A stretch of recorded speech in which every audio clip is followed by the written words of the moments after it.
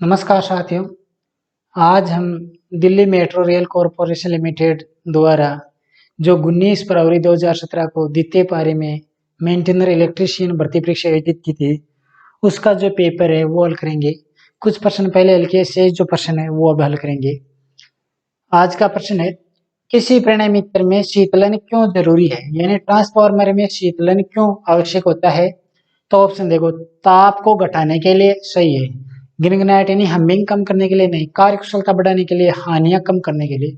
तो जो शीतलन होता है, यानी जो हम ऑयल डालते हैं शीतलन के लिए या प्राकृतिक शीतलन होता है जो भी है, तो ये क्यों आवश्यक होता है, क्योंकि जो कोर होती है, इसकी जो वाइंडिंग होती है यानी लपेटन होते हैं, वो भार बढ़ने पर गर्म होते हैं और उसकी ऊष्मा को शोषित करके बाह्य वातावरण में छोड़ने के लिए शीतलन आवश्यक होता है। तो तापमान को घटाने के लिए राइट आंसर हो जाएगा, यानी ए ऑप्शन इसका सही होगा। अगला क्वेश्चन है, किसी कैपेसिटर प्रकार पंखा मोटर में क्वाइलों की संख्या 16 है, तो प्रत्येक समूह में क्वाइलों की संख्या क्या होगी।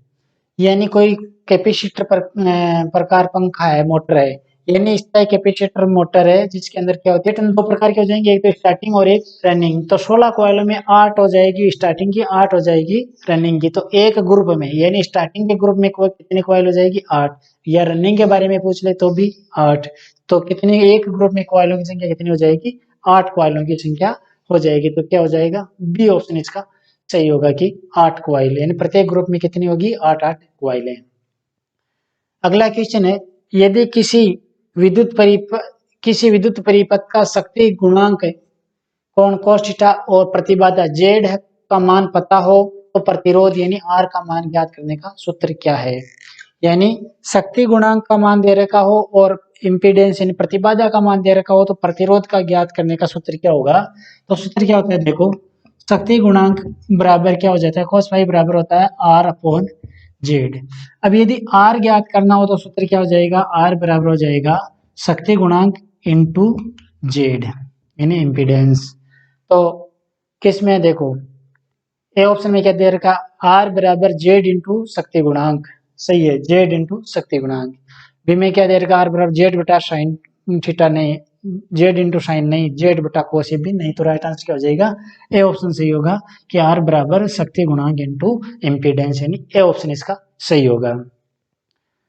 अगला क्वेश्चन है, सड़क के पास गुजरती निम्न और मध्यम वोल्टता की लाइन की अधिकतम ऊंचाई क्या होनी चाहिए। सड़क के पास से गुजरती हुई, यानी मान लो कोई सड़क है उसके पास से लाइन गुजर रही है, यानी एक सड़क है इसके पास पास ये लाइन गुजर रही है, तो इसकी जो हाइट है वो सड़क के साइड से जो लाइन जा रही है उसकी हाइट कितनी रखी जाती है, और वो भी कौन सी, निम्न और मध्यम वोल्टता लाइन की।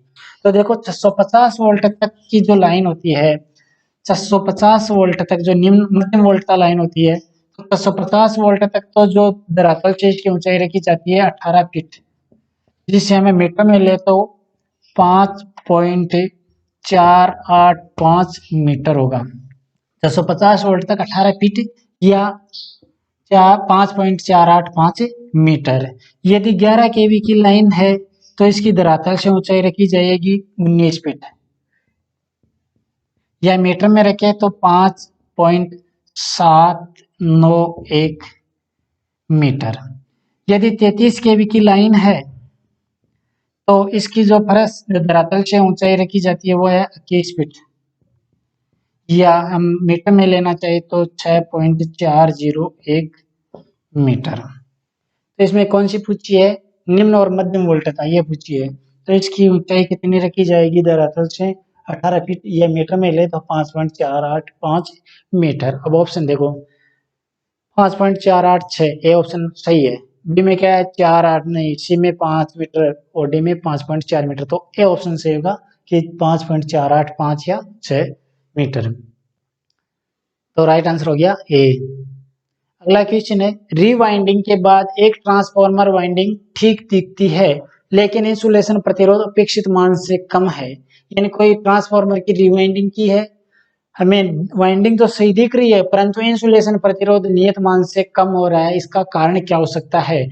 ऑप्शन देखो, एयर गैप अधिक होता है, वाइंडिंग में नमी है, वाइंडिंग कोर को छू रही है, अनुचित वाइंडिंग। तो इन ऑप्शनों में देखें तो वाइंडिंग में नमी है, इस कारण से इसका इंसुलेशन प्रतिरोध है वो कुछ कम आ रहा है।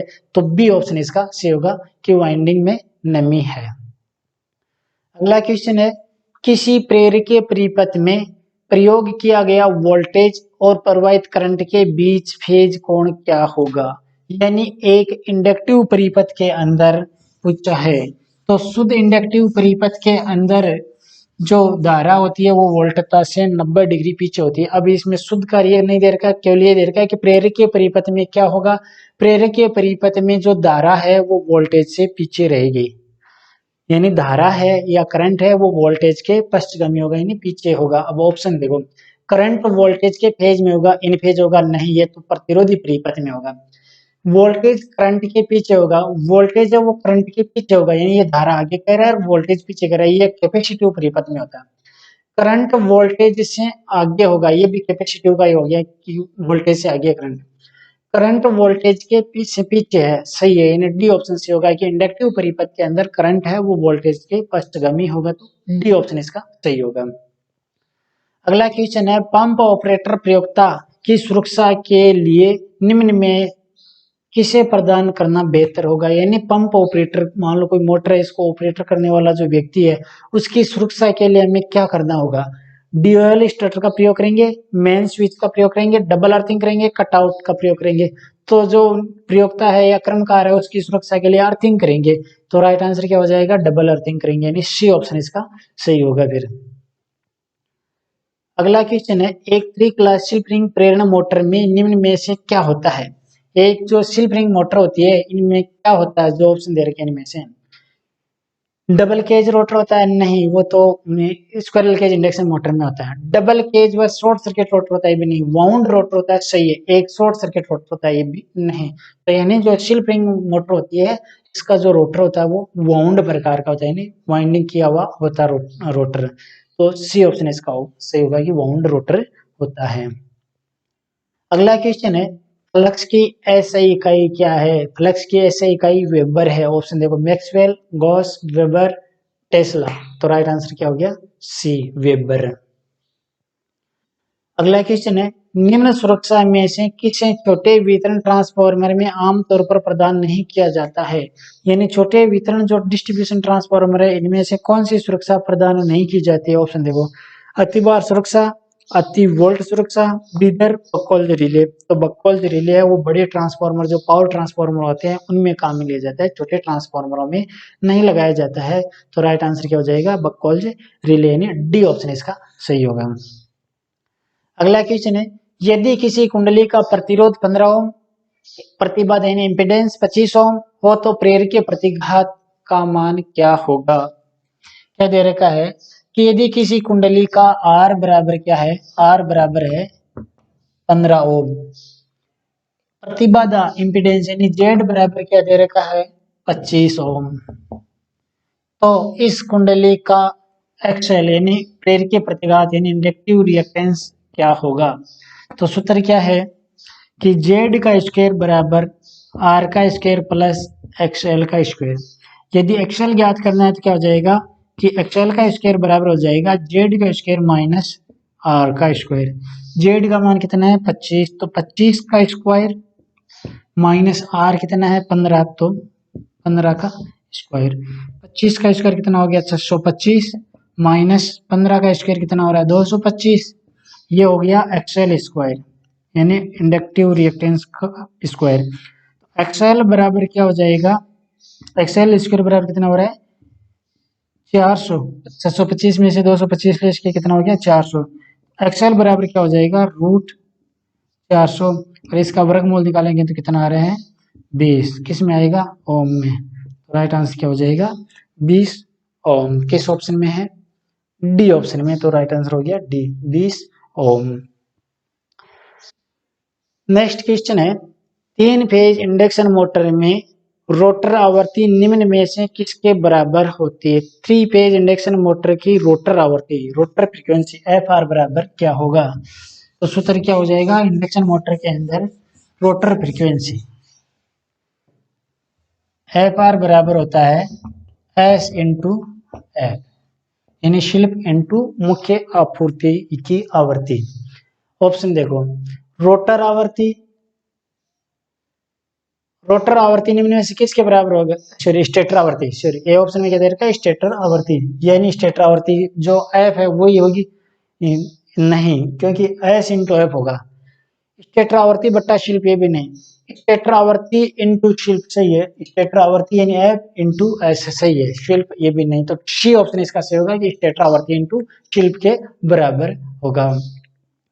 नेक्स्ट प्रश्न है, भारतीय विद्युत नियम के अनुसार आपूर्तिकर्ता को उपभोक्ता परिसर में पहुंच योग्य स्थिति में एक अर्थ या अर्थ न्यूट्रल कंडक्टर के अलावा प्रत्येक सेवा लाइन में प्रत्येक कंडक्टर में उपयुक्त क्या प्रदान करना चाहिए, यानी जो अर्थिंग कर रहे हैं इसके अलावा और भी क्या आवश्यक होता है। ऑप्शन देखो, ऊर्जा मीटर, कॉन्टेक्टर, स्विच या कटआउट, तो कटआउट लगाना आवश्यक होता है, यानी अर्थ केयर करेंगे और अर्थ के अलावा एक यानी कटआउट भी स्थापित करेंगे, तो डी ऑप्शन इसका सही होगा कि कटआउट है।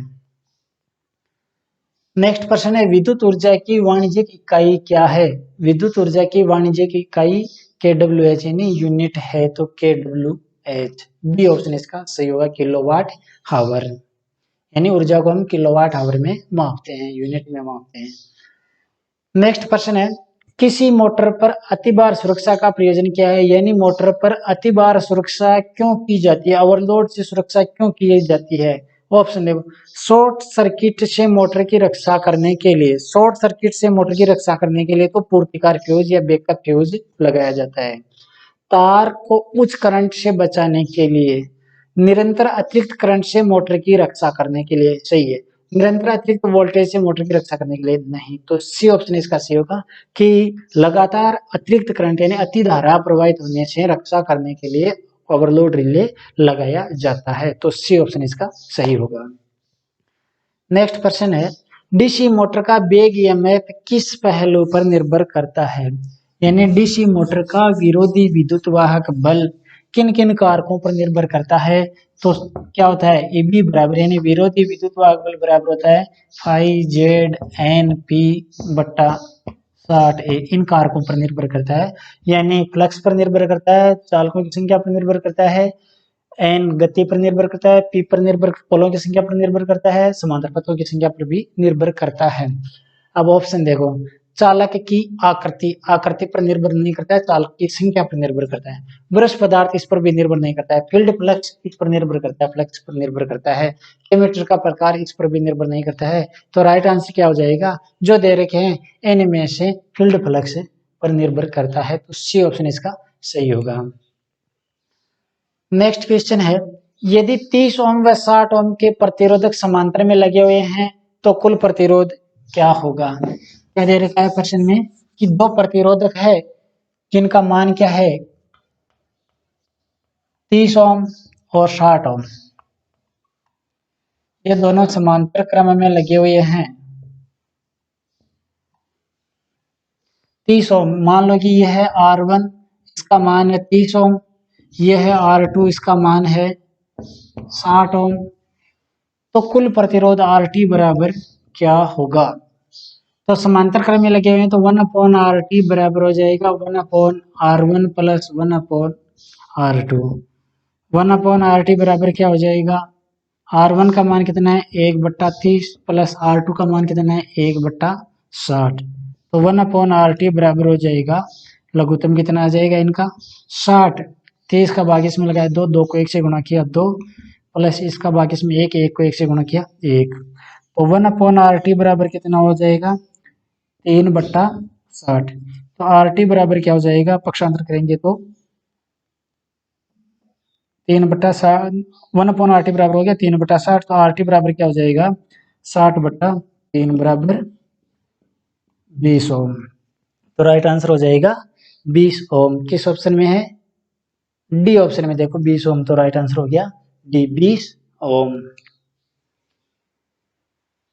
नेक्स्ट प्रश्न है, एक स्लिप रिंग इंडक्शन मोटर समान रेटिंग स्क्विरल केज मोटर की तुलना में कैसी होती है, यानी स्लिप रिंग इंडक्शन मोटर है वो समान रेटिंग की, यानी दोनों की रेटिंग समान है, स्क्विरल केज मोटर और स्लिप रिंग मोटर समान रेटिंग की है, इसमें से कौन सी में अंतर होगा? आप देखो, महंगी होगी क्या? सही है, यानी सेल्फ रिंग इंडक्शन मोटर है, इसका रोटर है वाउंड प्रकार का होता है, इस कारण ये महंगी होती है।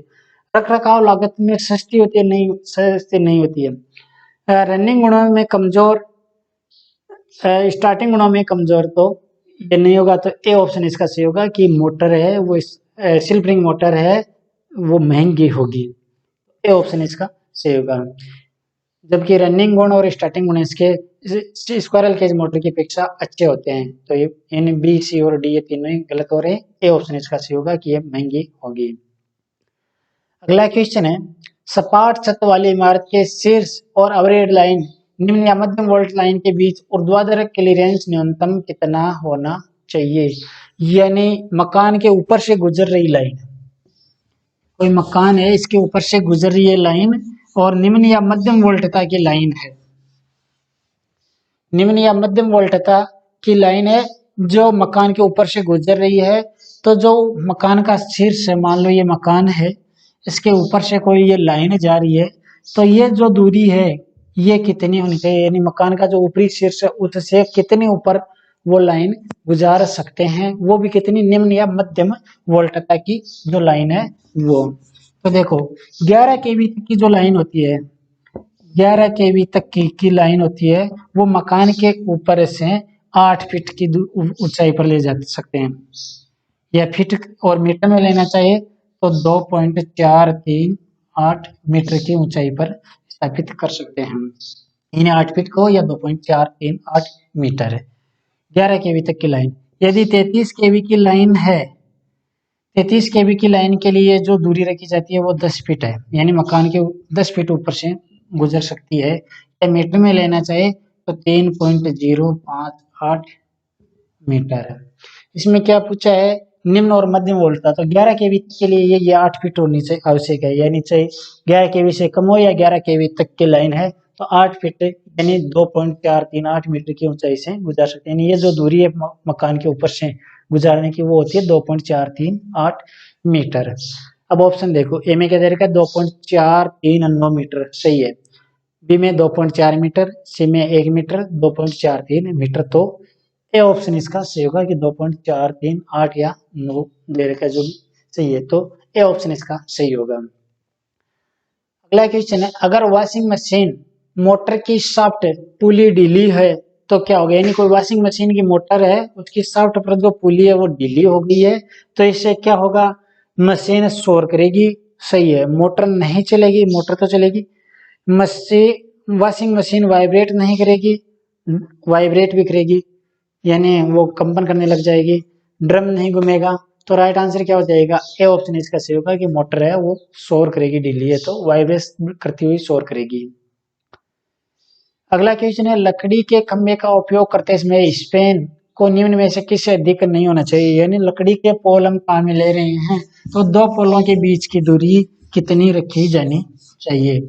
लकड़ी के पोलों के लिए का है, तो देखो यदि पोल लकड़ी के हैं तो दो पोलों के बीच की जो दूरी होती है वो 40 से 50 मीटर रखी जाती है। यानी जो स्पेन होते हैं दो पोलों के बीच की दूरी वो 40 से 50 मीटर रखा जाता है। यदि पोल आरसीसी के प्रयोग कर रहे हैं तो जो स्पेन होगा वो 60 से 100 मीटर का रखा जाता है। यदि आई सेक्शन है, यदि आई सेक्शन है यानी जो लोहे की आई प्रकार का पाइप है, आई सेक्शन प्रकार का पाइप वो जो पोल है, तो इसके लिए 80 से 100 मीटर की दूरी रखी जाती है। यानी दो पोलों के बीच की दूरी 80 से 100 मीटर रखी जाती है।